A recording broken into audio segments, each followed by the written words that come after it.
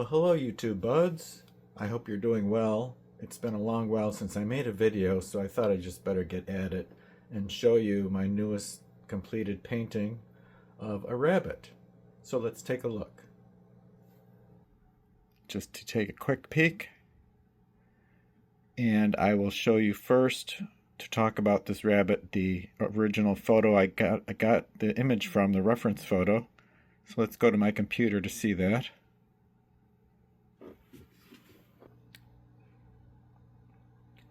I obtained this reference photo from Unsplash. Now to start talking about the image, I kept all the elements of the body and head and feet, except that I didn't show all the highlighted sunlit spots on him. There's a sunlit spot here and here. I kept the shadow area and I drew that in, but these are just hot spots of sunlight on him.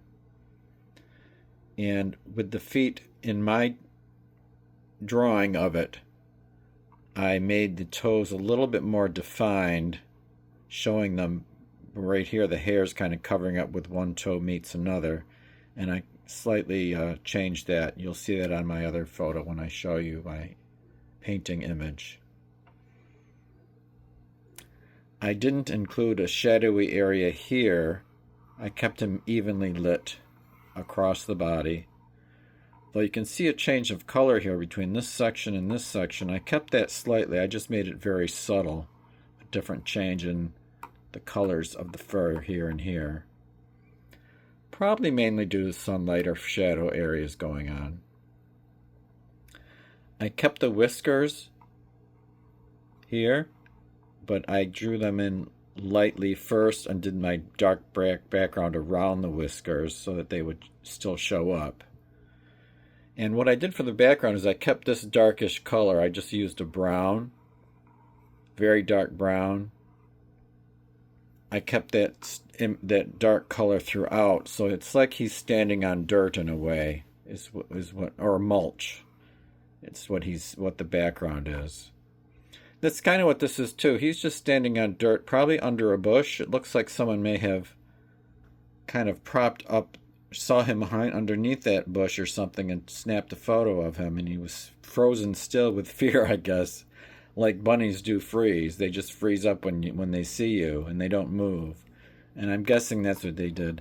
I have that experience from rabbits who visit my backyard, and that's actually what made me think of doing a rabbit, was that I had a rabbit visiting my backyard quite a bit, and I liked the look of him, and I thought, well, I will just do a rabbit.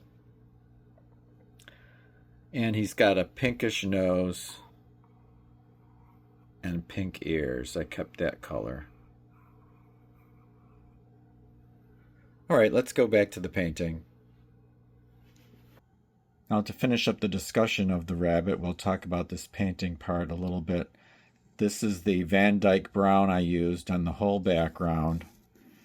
Kind of goes well with the color of his fur, although all the fur is a lighter version of colors. The eyes are really the darkest part, and I used that brown in the eyes as well. And some black, and there's some highlight there going on in the eye from the sunlight, where the sun hits his eye. Here's the whiskers. You can't draw light colors over a dark color. You have to set aside your light areas. So these areas of the whiskers I had to set aside with a lighter color first, and then I did the background around the whiskers. And that's really the only way to do that with colored pencil. You can never really add light pencil on top of dark areas. Same for the signature. I had to add the light signature first, then the dark all around it, and then I finished it up with some white on top of the existing name here to have that stand out as light on top of dark.